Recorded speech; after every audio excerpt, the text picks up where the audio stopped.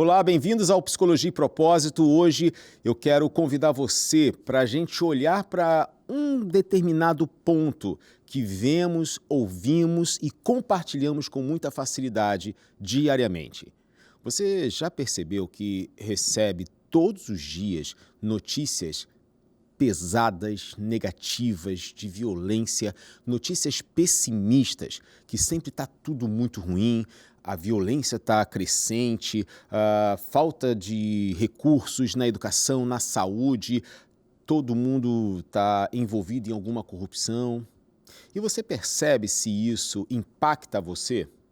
É sobre esse assunto que a gente conversa hoje. O impacto psicológico de notícias pessimistas. Você que gosta de alguns jornais aí da tarde, né, que balança tudo, pois é, exatamente. Você fica com um pouco de medo de sair de casa depois que você ouve certas notícias? Para conversar com a gente hoje, eu estou com o Felipe Migliani. Ele é jornalista ambiental de dados e investigação. É um prazer receber você aqui, mano. Fica à vontade. Hoje a gente vai mergulhar num assunto que é muito comum, notícias negativas. Mas antes disso, bem-vindo.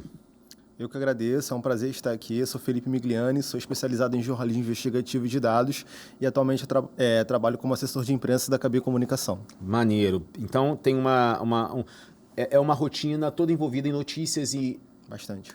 informações, né, planejamentos de marketing e tudo mais. Embora o marketing não seja responsabilidade do jornalista, mas não tem um jornalista que não tenha que às vezes fazer marketing também, né? Mas enfim. Isso é assunto para um outro podcast. Bom, o Felipe, você acha que existem muitas notícias pessimistas mesmo ou só está mostrando o que tem na realidade e o que tem na sociedade? Realmente existem muitas notícias pessimistas, até porque a dor ela gera engajamento e engajamento gera lucro. Então, os grandes grupos de comunicação, os veículos de imprensa, eles costumam explorar a dor alheia, né? E conseguir visualizações, curtidas, compartilhamentos, e porque isso atrai patrocínio, publicidade. Então, é um grande mercado que se constrói através dessas notícias negativas. É claro, acontecem muitas coisas ruins todos os dias, infelizmente, mas há um exagero por parte de muitos veículos, não vou generalizar, dizer que todos agem dessa forma, mas de muitos veículos de imprensa e muitos grupos de comunicação. A gente percebe isso nas redes sociais, que elas divulgam e com muita intensidade notícias de morte, violência, feminicídio, tudo que envolve criminalidade está bem latente ali, né? E as pessoas consomem isso com muita propriedade, né? Porque rola uma identificação, e isso que é um ponto da comunicação, é que quando você se identifica, seja com o lugar, com a história, com a classe social, com a raça, com a cultura, você você atrai aquilo para a sua realidade. Olha só, se está acontecendo isso com aquela mulher, eu sou mulher, e aí então quer dizer que pode acontecer comigo, né, nesse relacionamento abusivo e tal. Rola essas identificações. Se a gente for olhar para a teoria da comunicação, isso era um padrão, né, lá de Edgar Morin, de identificação com a outra pessoa, com quem a gente está vendo. A gente não vai ficar muito na teoria, mas essa identificação é muito comum, não é? É muito comum, é uma estratégia que muitos veículos de imprensa, grupos de comunicação adotam de produzir um conteúdo com corpo de conteúdo jornalístico, mas é um conteúdo ali para engajar, para ter audiência. E eles têm seu público-alvo. As pessoas, às vezes, elas ficam surpresas, mas telejornais têm público-alvo. Sim. Cada telejornal tem uma linguagem diferente, porque cada telejornal quer alcançar um público diferente. Então, eles vão tentar fazer com que pessoas daquele público-alvo se reconheçam, se identifiquem com aquelas matérias. E isso vai gerar diversas sensações nessas pessoas, positivas e negativas. O jornalismo, por natureza, ele vai trabalhar com as sensações, até porque o jornalismo, ele não é imparcial. É impossível você ser imparcial no jornalismo, até porque quando mas isso não é o que ensinam na faculdade, não. Você tem que ser imparcial. Não pode se envolver, não pode dar a sua opinião, né? Mas isso é impossível. É impossível, porque quando você está dissertando um texto, você vai escolher as palavras que você bem entender, que vai fazer sentido, que vai fazer lógica naquele texto. Você vai escolher as frases, as expressões, as palavras. Você vai decidir a ordem de como você vai contar aquela narrativa. Então, assim, é um mito, apesar disso ser ensinado nas universidades. Ensinam, mas que não é real, né? Mas isso é muito comum em todos os cursos de graduação, tá, gente?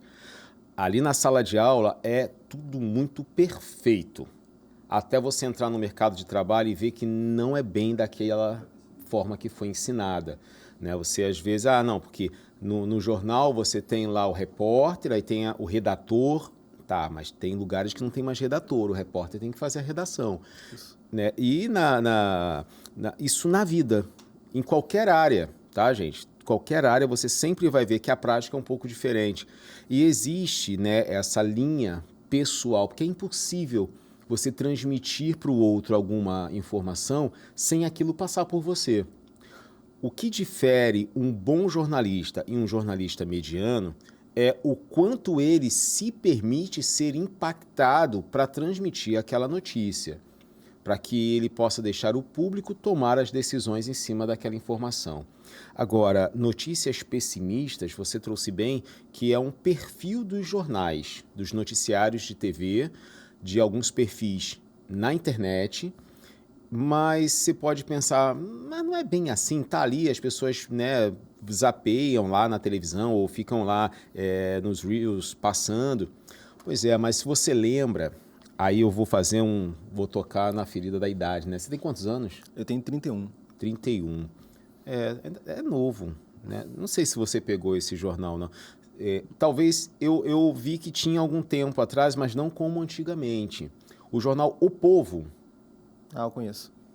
Se você falar que já viu o Povo numa apresentação de notícias históricas, você vai ferir a alma de todo mundo aqui. Igual uma vez eu estava num grupo e eu estava falando sobre equipamentos, né, que a gente usava. Você não usou máquina de datilografia, mas aí teve uma pessoa de 18 anos que falou assim, eu já vi no museu. Aquilo me feriu, rapaz. Eu quase tive que fazer terapia para poder tratar aquilo. Mas o jornal O Povo, eu só não posso dizer que ele era vermelho, porque não tinha aquela impressão, era o papel. Mas era um jornal que só trazia morte, assassinato, tragédias. E aí quando você fala para mim que os noticiários, eles buscam alcançar aquele perfil deles, né? Eles têm o perfil muito bem desenhado, delineado, isso me remeteu a esse jornal, né? Porque não eram todos que compravam, eram só aqueles que gostavam de saber desse tipo de informação. E isso é lá na década de 90, 80. Hoje isso ainda continua acontecendo.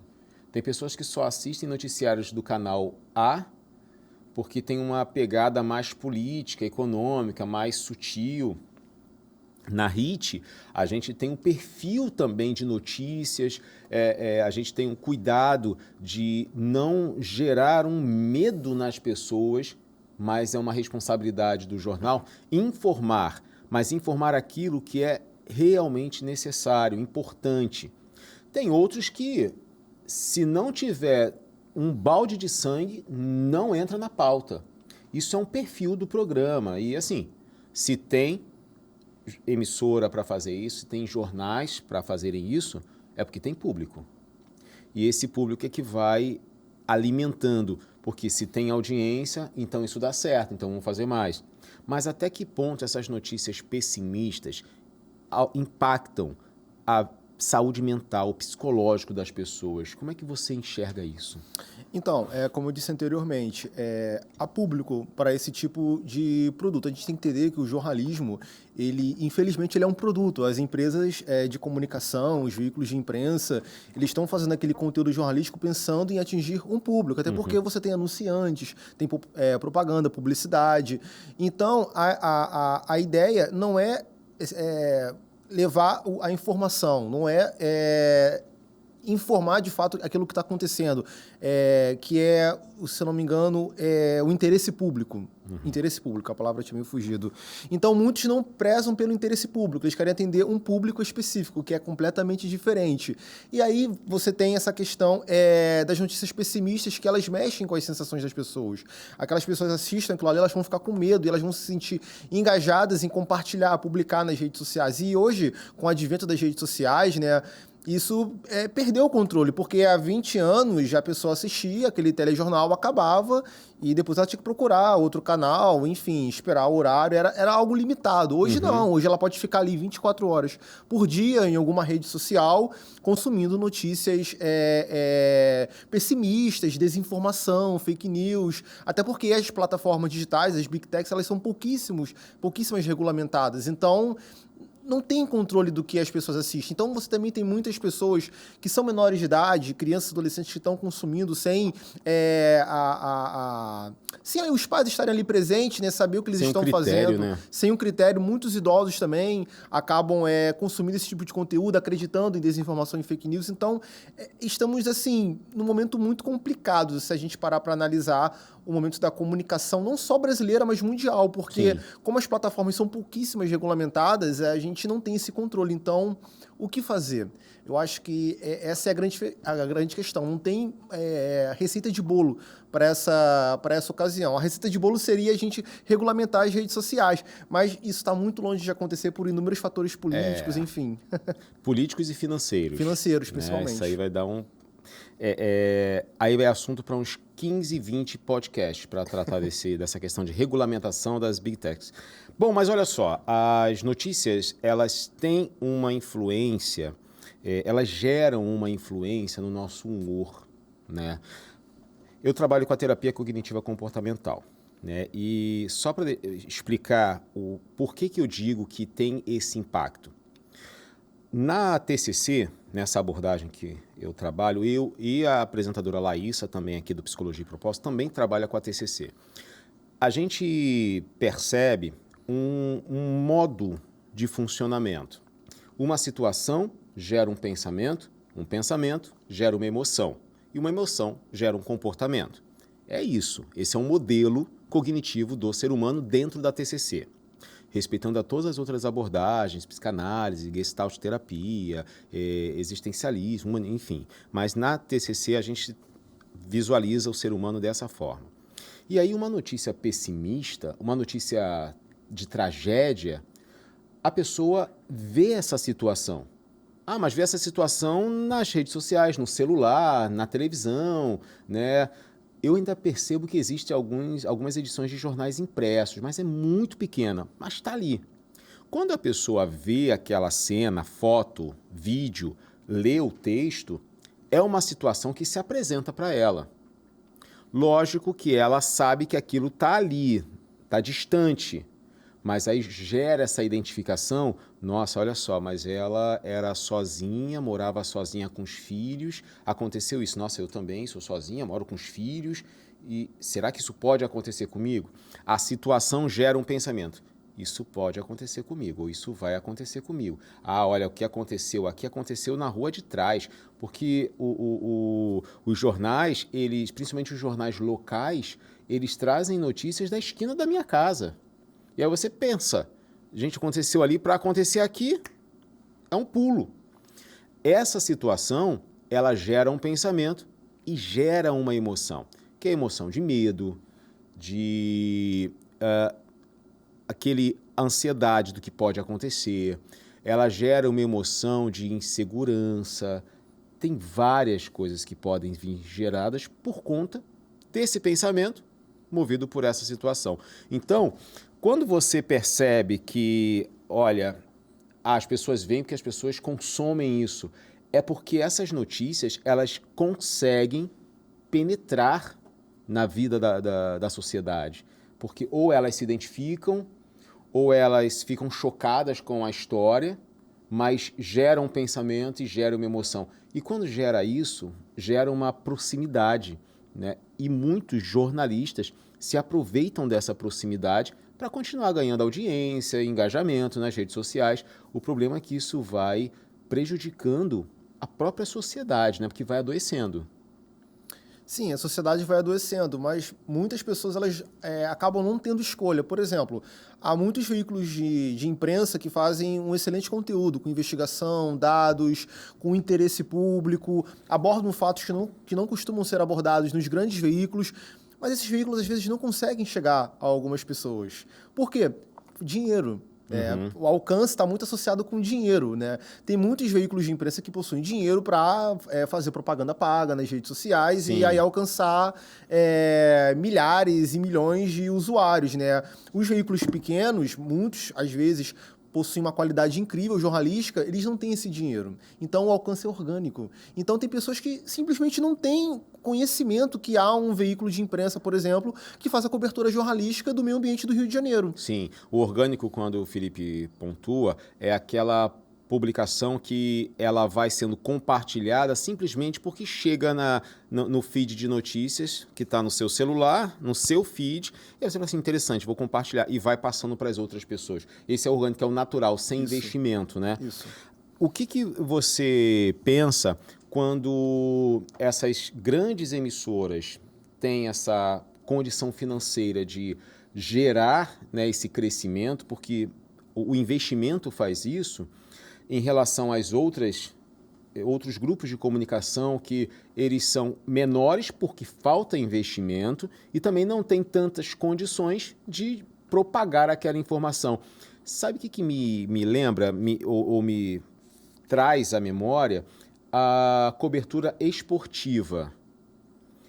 É muito comum você ver em programas de esporte notícias sobre futebol, mas dificilmente você vê sobre golfe, sobre tênis de mesa, sobre judô, fora os momentos de Olimpíadas que, fulano do judô ganhou a medalha tal, aí você ainda pipoca um pouquinho, mas também depois só cai para o futebol, porque é o que gera muito dinheiro, que tem mais investimento, né? Enfim, dá para fazer essa comparação para a gente entender, não dá? Dá. Muito se fala do futebol feminino, que as pessoas não aderem. Mas por que as pessoas não aderem ao futebol feminino? Porque ele não passa na televisão. Não é porque as mulheres não sabem jogar bola, não? Não, que isso. Entendi. Eu não sei nada de futebol, então o que eu falar aqui de futebol não não é válido, tá? Não é válido. Você saca de futebol? Gosta de futebol? Entendo mais ou menos. Então, eu não entendo nada. Então, não vamos nem entrar nesse assunto para a gente não perder o foco das notícias pessimistas. Essas notícias, elas parecem, além de virem à tona, elas parecem que se perpetuam, né? Elas ficam ali, se estendendo. E quanto mais você ouve, mais aquilo fica impregnado. Qual é a estratégia? Olha, a estratégia é você delimitar um tempo para consumir notícias no seu dia a dia, né? Uhum. Delimitar um tempo, buscar assistir, ouvir diferentes noticiários, né, de diferentes emissoras, sites e analisar o noticiário, se aquele noticiário realmente está sendo produtivo para você. Porque, por exemplo, tem pessoas que assistem noticiário de São Paulo e são do Rio de Janeiro. O que aquilo vai agregar para elas?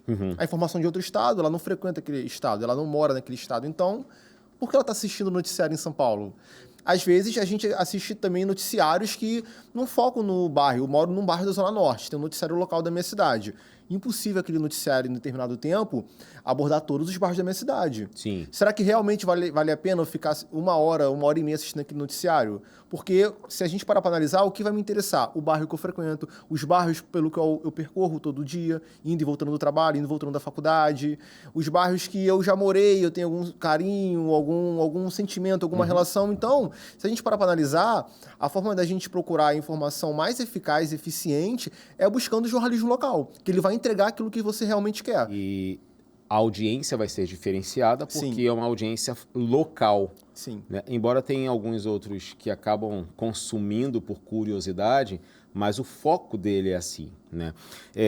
Tem uma frase aqui que a produção selecionou que eu achei muito boa para falar nesse momento, que é de Marshall McLuhan. É um teórico da comunicação, um camarada que teve um raciocínio sobre o processo comunicativo e ele vem com uma máxima, né, que ele disse: uma das frases mais conhecidas de McLuhan é que o rádio é a extensão do homem, né? Que é a gente se estende com a comunicação. Na época ele falou do rádio, que era o que estava em alta. Porém, hoje o celular é a extensão do homem. Você não consegue mais ver tua agenda, falar com as pessoas, não consegue mais resolver problema de banco. É engraçado que se você ligar para uma agência bancária, vão mandar você entrar no aplicativo. Né? E aí eu fico, isso já aconteceu comigo, a primeira coisa que passa pela minha cabeça é o seguinte, mas se eu resolvesse pelo aplicativo, você acha que eu estaria te ligando? Mas estou te ligando porque não resolve. Mas enfim. E assim, o McLuhan ele fala a seguinte frase, a forma como percebemos o mundo depende muito do que escolhemos enxergar. E aí vem a calhar para esse momento da nossa fala de se está ali, se eu estou consumindo, eu faço essa escolha. Você com o jornalismo investigativo, e eu acho uma linha do jornalismo fantástica, você já percebeu como é que o público ele consome um conteúdo que foi investigado, mas que não é uma investigação de corrupção, mas foi investigado, e uma de fatalidade.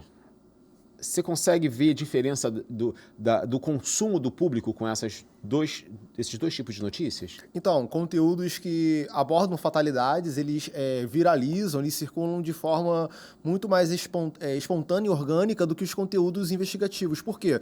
Porque os próprios veículos de comunicação, os grupos de comunicação, eles estão cada vez menos produzindo conteúdos investigativos. Por quê? Conteúdo investigativo leva tempo. É caro. Leva recursos que eu digo, instrumentos, material, pessoas, né? Então, isso você cada vez vê menos nos jornais, nos telejornais. Você percebe que existem alguns quadros de jornalismo investigativo em jornais semanais, que a reportagem levou 2 meses para ser feita, mas o diário não consegue compor isso na sua grade, por conta desse investimento todo. O jornalismo diário você tem um processo de apuração, um processo de checagem, mas o processo de investigação é muito difícil fazer no jornal diário, porque não há tempo. Uhum. Geralmente, você consegue ver, hoje em dia, claro, jornalismo investigativo, podcast. Sim. Tem um episódio que retrata determinado tema, e são ali 1 hora, 40 minutos sobre o tema, é uma investigação. Jornalismo digital, alguns sites conseguem fazer jornalismo investigativo porque você não tem um limite, né? O jornal você tem ali um limite, né? É muito comum hoje nos jornais você ver matéria de 1.500 caracteres, 2.500 caracteres. Quando vai fazer uma investigação numa matéria de 2.500 caracteres? Não tem como. Sim, é verdade. 4 parágrafos, 2 aspas e acabou. Então, assim, as próprias pessoas, elas não conseguem ter acesso ao jornalismo investigativo porque não chegam até elas. E o que chega? O jornalismo de massa. É aquele assunto que nós conversamos ainda há pouco. A questão do dinheiro. Aquilo que chega até as pessoas não é algo espontâneo, mas chega ali porque se estabeleceu no mercado, e se estabeleceu no mercado porque teve recursos para se estabelecer. E o lance do não chega para essas pessoas, às vezes por falta do investimento, e às vezes a investigação, se ela não for de corrupção para deflagrar um político corrupto, uma organização que prejudicou um grupo social, mas se for para... Você é um jornalista também que trabalha com jornalismo ambiental. Se for uma investigação para trazer à tona um esquema de destruição de floresta, de mata atlântica, primeiro que as pessoas, elas... de novo isso? Deve ser a mesma. Porque... mas foi a empresa tal. Mas não é a mesma que também fez isso no passado?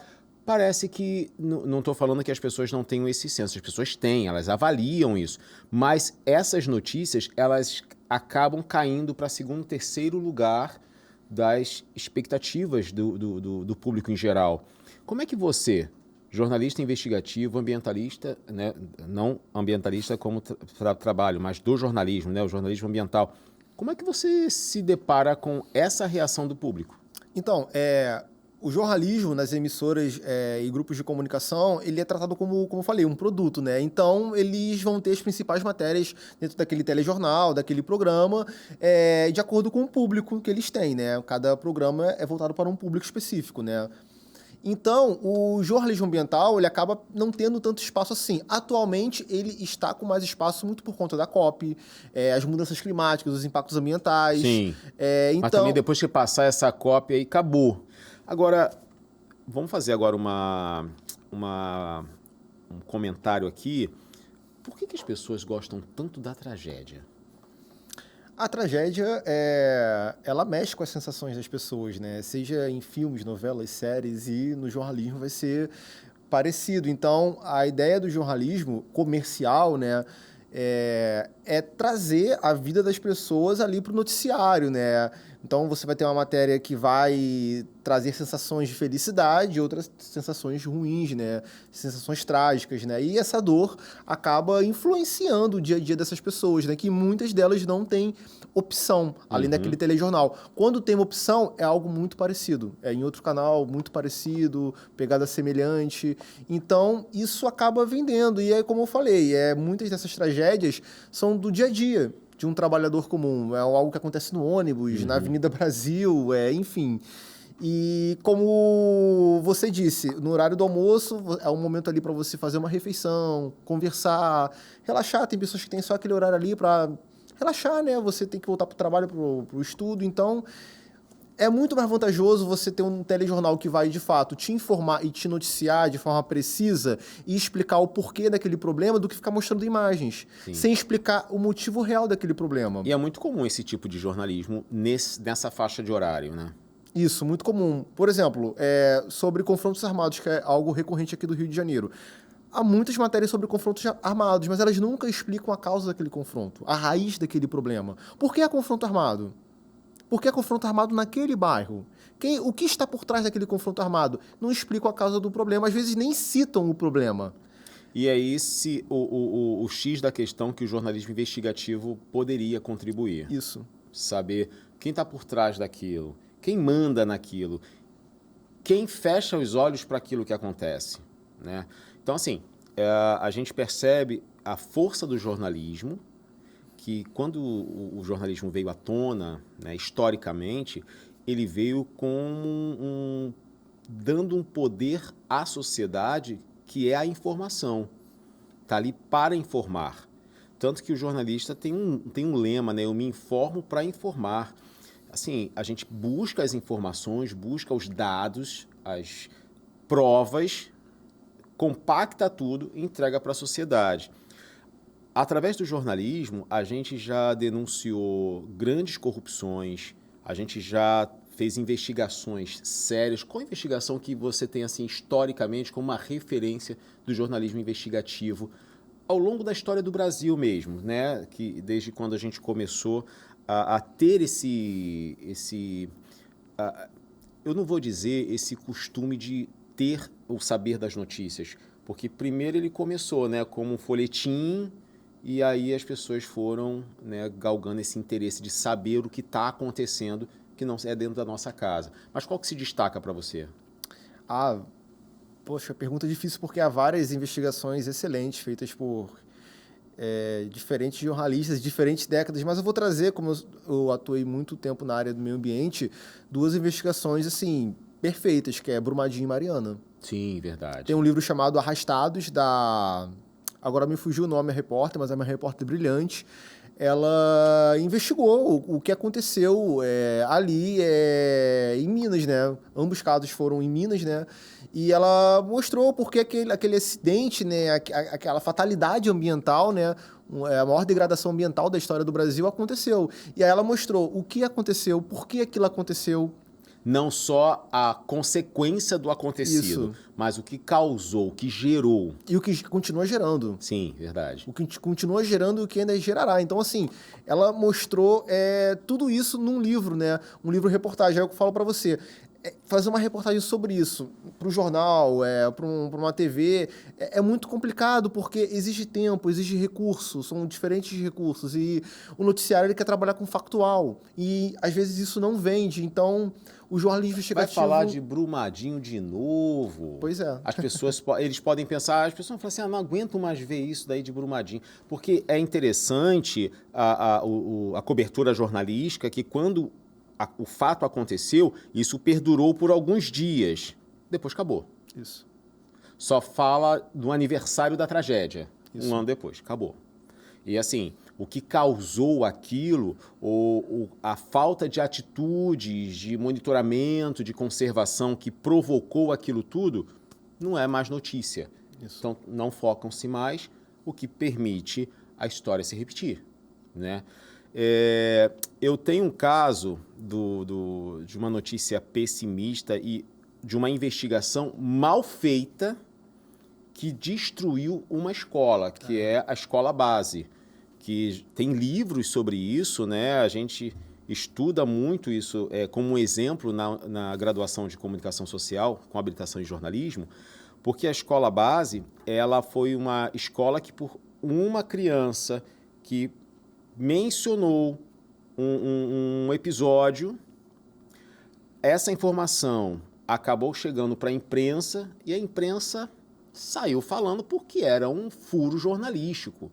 A criança ela falava, se não me falha a memória, de ter visto lâmpadas vermelhas, um tio da escola que fez alguma coisa e tudo dava a entender que a criança tinha sido abusada. Por que eu estou trazendo esse caso, Felipe? Já que a gente está falando dos impactos psicológicos, essa informação chegou para a mídia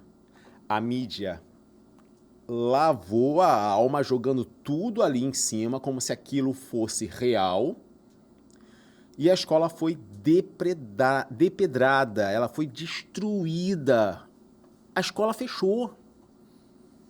Isso aconteceu em 1994. Tem 30 anos, 31 anos, sua idade. Idade. A questão toda é que era uma escola que tinha os seus fundadores que sonhavam, tinham expectativa, foi acabado com um sonho, com um negócio, por conta de notícias que não haviam sido apuradas. No final de tudo, viram que não aconteceu nada com a criança. Não se sabe de onde veio essa história, não sei se teve uma avaliação psicológica, acredito eu que devia ter, e talvez tenha acontecido, mas me refiro ao comportamento da sociedade em relação ao colégio.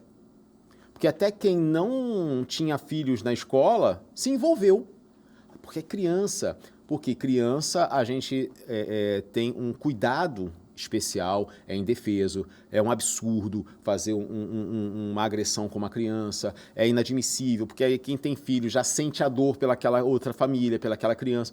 Gente, a escola, ela precisou ser fechada.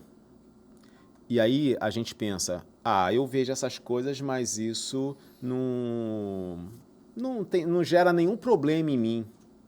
Historicamente, esse caso da escola base prova que existe uma resposta. Porque tudo que você emite, você vai receber algo em troca, né? Como eu estava falando anteriormente, é o jornalismo comercial. É notícia o tempo atrás de notícia, então é muito pouco tempo para você apurar e para você checar, que são coisas básicas no exercício do jornalista, do repórter em si. Então, uma situação trágica, que provavelmente vai dar audiência. Os veículos de imprensa locais e não locais, que isso repercutiu nacionalmente, foi um prato cheio para eles. Sem dúvida.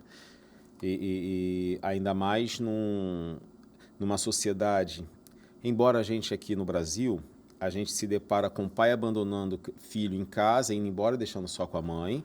A gente percebe crianças trabalhando no sinal vendendo bala. A gente vê maus tratos de criança. Mas, mesmo assim, quando vem uma notícia contra a criança, a sociedade inteira cai em cima. E foi o que aconteceu. Agora, qual é a situação do jornalista, você como como atuante, como jornalista, fazer assim essa seleção de fontes de notícias, fontes de informações, para não partir para o emocional e fazer um jornalismo limpo, um jornalismo que seja só informativo. Qual é a dificuldade? Então, às vezes não depende nem do jornalista, depende de uma própria estrutura que está ali presente e o jornalista é apenas uma peça dessa estrutura. Por exemplo, você tem um jornal, o jornal ele tem um editor-chefe. O editor-chefe ele vai guiar o editorial daquele jornal. E ele vai, claro, não contrariar a publicidade daquele jornal, os patrocinadores, as propagandas. Então, às vezes tem um caso de corrupção, mas não posso abordar esse caso de corrupção porque a empresa estampa aqui no meu jornal. Tem isso. Então, o editor-chefe que vai definir a linha editorial de acordo com os interesses políticos e econômicos daquele jornal. Esse é o jornalismo comercial, não o jornalismo de interesse público previsto pela Constituição. Esse jornalismo que a gente está aqui abordando o jornalista é apenas uma peça nessa engrenagem. Às vezes o jornalista ele é muito capacitado, ele gosta de apurar, ele apura de fato o que acontece, checa, ele investiga, mas às vezes ele não tem tempo para fazer isso, porque essa própria estrutura não permite com que ele investigue. Quer que ele faça 3 matérias por dia, 4 matérias por dia. Então, como ele vai investigar?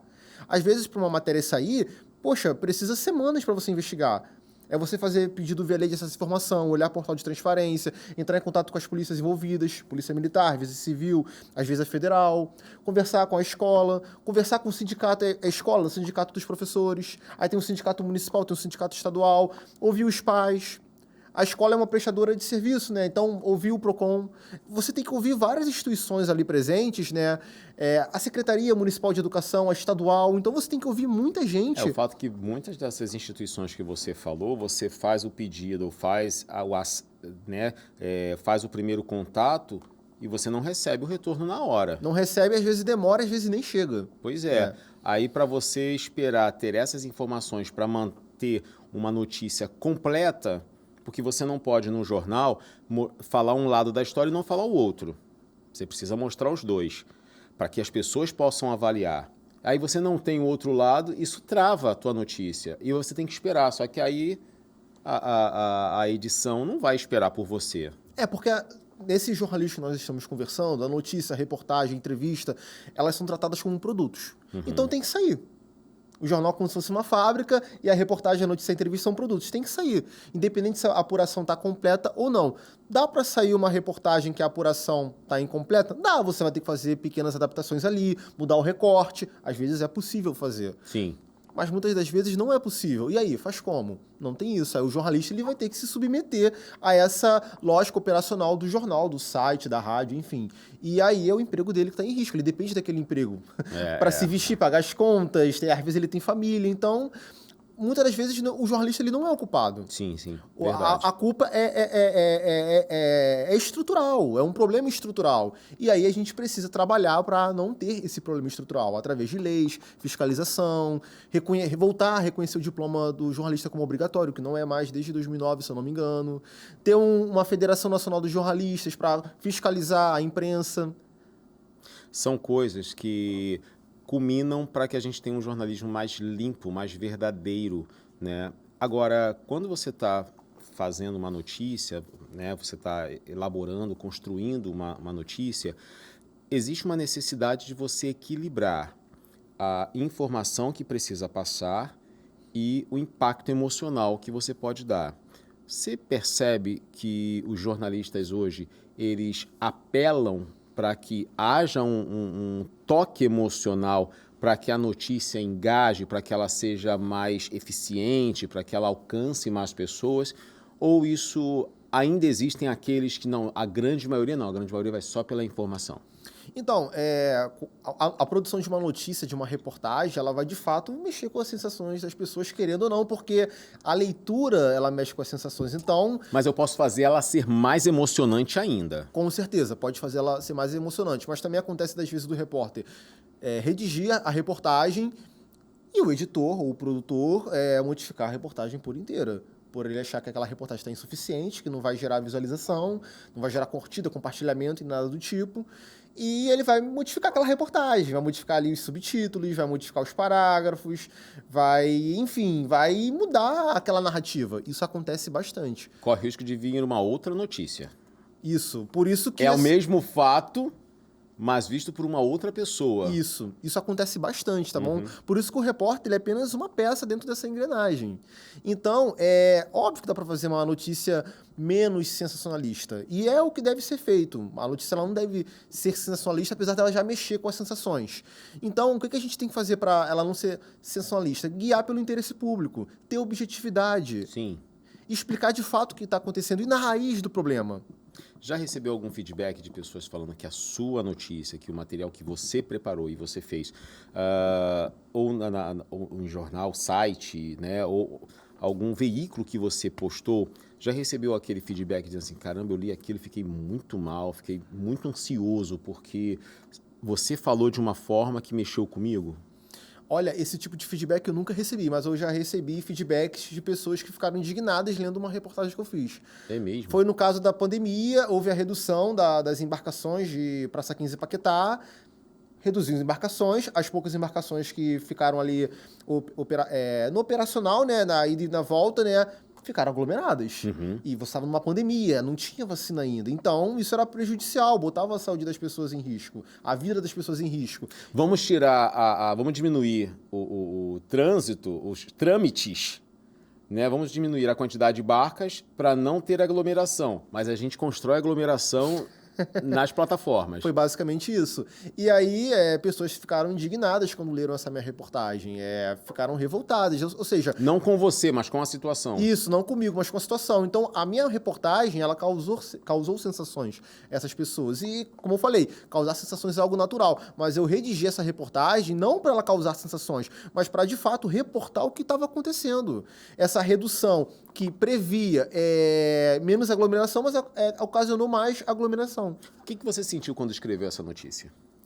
Olha, agora, sendo bem sincero, obviamente eu fiquei revoltado, porque eu também frequento a ilha, meus avós moram lá, eu tenho um pé em Paquetá, então, obviamente eu fiquei revoltado, eu dependo do transporte público, então... Você acha que essa sua revolta, essa sua indignação discorreu sobre o seu trabalho? Então... Não discorreu sobre o meu trabalho porque eu sei me policiar.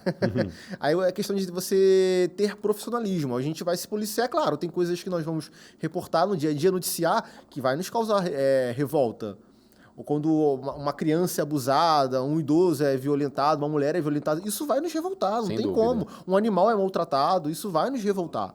Mas a gente tem que se policiar e ir com a precisão dos fatos, né? Explicar o que aconteceu, o que pode acontecer e na raiz do problema. Por que aquilo acontece? Isso é um papel do investigativo. Isso. Mas cabe falarmos aqui que o jornalismo, por si só, ele já é investigativo. Isso. Ele já é um dever do jornalista mostrar além do que está ali estampado. Isso. Porque senão ele não precisa fazer pergunta. Sim. Ele só vai descrever, né? E aí a gente sente uma falta desse cuidado, desse espaço. Aí vieram as redes sociais, onde você consegue fazer um trabalho investigativo, como você falou, os podcasts. Porém, não tem o mesmo alcance que as grandes emissoras, que as grandes redes de comunicação. Eu acho que hoje, com a internet, a gente ainda consegue ter um alcance maior do que tínhamos no passado. Porque já existiu, né, em alguns bairros, jornalzinho de bairro, que era bem local. E esses jornaizinhos mostravam algumas notícias, geralmente era mais cultural, né, era mais ali bem social, não tinha bem uma investigação, até porque não tinha segurança para se proteger de uma investigação. Exatamente. De alguma coisa. Esse é um grande risco, né? Jornalistas que mergulham no investigativo, eles se expõem. E aí a estrutura da emissora, da rádio, do próprio podcast precisa dar suporte para que ele possa dar a cara a tapa. O fato é que essas notícias, elas geram algo na gente, e a gente está falando das notícias pessimistas, negativas, mas para a gente ver como é real, as notícias boas, elas deixam a gente com uma leveza, tanto que os jornais encerram sempre com esporte, para deixar todo mundo, ó, você viu um monte de tragédia, corrupção, gente não resistindo na fila dos hospitais, mas termina com esporte, que o seu time passou para a próxima fase, que fulano foi contratado para jogar. Essa é uma estratégia que, ó, a gente mostrou muita coisa ruim, mas vamos terminar bem para você esquecer tudo que passou. Essa é a matemática, né? Isso, muitos telejornais eles recorrem a esse tipo de estratégia, programas de televisão também. Só que assim, você ficou 40 minutos jogando as bombas. Jogando as bombas, aí no final você traz notícias boas. E se a gente parar para analisar, o jornalismo esportivo, na verdade, ele é mais entretenimento do que jornalismo. Porque futebol, tem muitas pessoas que não gostam de futebol. E o futebol, ele é um esporte, é uma atividade, só que ele não é essencial para as pessoas.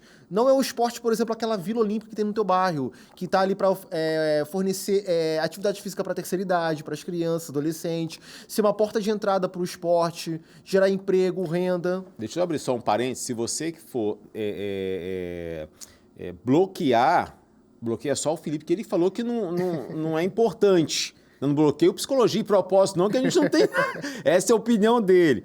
No brincadeira à parte, eu entendo esse seu posicionamento, essa sua fala de que o futebol ele é uma paixão. Isso. Né, que motiva, que move as pessoas, que reúne pessoas. Isso. Se a gente for avaliar pelo preço, pelo valor que é investido em futebol, investido em educação, nossa, seria uma outra realidade. O próprio noticiário, né? Porque há muitas mais notícias e produções de conteúdo sobre futebol e quase nada sobre atletismo. Porque o futebol vende. Exatamente. Agora, por que essas notícias boas, elas também deixam a gente bem? E as notícias negativas, de troca de tiro, de invasão em comunidade, de feminicídio, assassinatos, homicídios, isso mexe tanto com a gente? Biologicamente, isso tem uma explicação. Quando eu falei de como acontece a relação das emoções, do medo, ansiedade, agora, biologicamente, quando você vê uma notícia negativa, ela tem um efeito. E eu já falei aqui algumas vezes que no nosso cérebro tem um pedacinho lá que a gente chama de amígdala, né? É uma parte do nosso cérebro que, quando ela recebe essas informações. Gente, o cérebro é um órgão fantástico. Primeiro que você recebe, se você receber pela visão a informação, ele vem aqui para trás, para o seu cerebelo, e aí devolve tudo para você e atinge na amígdala, porque, opa, perigo. Na hora que vem isso, a informação chega para o seu hipotálamo, que é uma outra região do cérebro, manda uma ordem para as suas glândulas que estão em cima dos seus rins, para produzir cortisol, para ter adrenalina, para você se preparar para fugir. Aí que vem o grande detalhe. Por que isso deixa a gente tão mal? Porque quando eu vejo uma notícia ruim, esse é o processo que acontece comigo. Mas eu não estou naquela realidade. Não tem ninguém me perseguindo, não tem ninguém invadindo a minha casa, não tem ninguém me roubando, mas eu estou vendo aquilo. E aí o nosso corpo ele se prepara para enfrentar aquela situação. Só que você não tem aquela situação real, graças a Deus. Você está na sua casa, está ali seguro, dentro do possível, mas você está ali. Só que o nosso corpo ele não vai saber identificar se é com você ou não. Mas é uma informação que chegou e você precisa saber lidar. Aí o que acontece? Seu organismo fica todo desregulado porque é para você correr, se esconder, fugir ou partir para cima. Só que não tem de quem você fugir, não tem com quem você partir para cima. E aí, até o seu corpo voltar ao normal, os seus neurotransmissores, seus hormônios te regularem, isso leva tempo. Aí as pessoas ficam naquela notícia. E eu já reparei que alguns jornais ficam 40 minutos na mesma notícia. E você fica ali e aquilo vai reativando você o tempo inteiro. Gente, esse é um grande problema. Quanto tempo você dedica para consumir essas notícias? Como é que faz? Na sua opinião, troca de canal ou assiste, mas avalia? Então, Porque as reações do corpo vão acontecer. Vão acontecer. Naturalmente, não tem como impedir, não dá para desligar. Mas a gente pode ter algumas atitudes para dar uma bloqueada nisso. Isso. O que eu aconselho é delimitar um tempo para o consumo de informação. Delimitar ali 1 hora, 30 minutos, de acordo com a tua rotina, delimitar um tempo. Não ficar o tempo todo consumindo informação. Outra dica que eu dou é comparar o noticiário de um canal com outro. Sim. De uma página em alguma rede social com outra, de uma rádio com a outra. Comparar e analisar, ver o que você mais gostou, você ter essa percepção crítica, né? E o terceiro, você buscar informações daquilo que é relevante para você, porque as pessoas, elas possuem gostos e sensações diferentes. Tem pessoas que vão se interessar por futebol, outras por atletismo. Sim. Então, buscar aquilo que realmente vai te interessar. Eu gosto de música, vou buscar notícias de música. Poxa, eu gosto de filosofia, vou buscar notícias e conteúdos sobre filosofia. Então, é você delimitar tempo, você comparar diferentes noticiários, telejornais, emissoras, enfim, e você buscar aquilo realmente que você gosta. Cara, e aquilo também que é necessário. Isso aí é bem importante. Poxa, se eu O que eu preciso? Isso, se eu vou e volto todo dia pro trabalho, eu passo por local tal, vou colocar aqui num telejornal que talvez apareça alguma coisinha do que está acontecendo ali, para eu sair tranquilamente. Então, isso, definir necessidade, delimitar tempo, definir também gosto, né? A gente não tem como consumir tudo que é tipo de conteúdo. Não dá. Muitos conteúdos. E ter um senso crítico, né? Observar, esse exercício de observação. Observar telejornal X com telejornal Y e analisar qual é melhor para você, o que você achou de um, achou de outro. São as dicas que eu dou. Show de bola. Esse é Felipe Migliani, jornalista. Muito obrigado pela sua participação hoje. Nosso tempo estourou mesmo. Se a gente passar mais um pouquinho, vamos desligar a luz aqui. Diz para mim como é que faz para poder te seguir no Instagram. É uma rede que você usa? Eu que agradeço a minha participação. Eu uso o LinkedIn, meu perfil no LinkedIn é Felipe Migliani. Se pesquisarem Felipe Migliani, vocês me encontram. E eu estou aí disposto a tirar dúvidas, falar de jornalismo investigativo, jornalismo de dados, assessoria de imprensa que atualmente atuo. E, novamente, agradeço pela oportunidade. Obrigado. A gente agradece muito. Você acrescentou muito para a gente, deu para a gente mergulhar nesse assunto. Sucesso cada vez mais aí na sua carreira, nos seus trabalhos, e que você consiga, através do jornalismo investigativo, trazer isso que é relevante para a sociedade.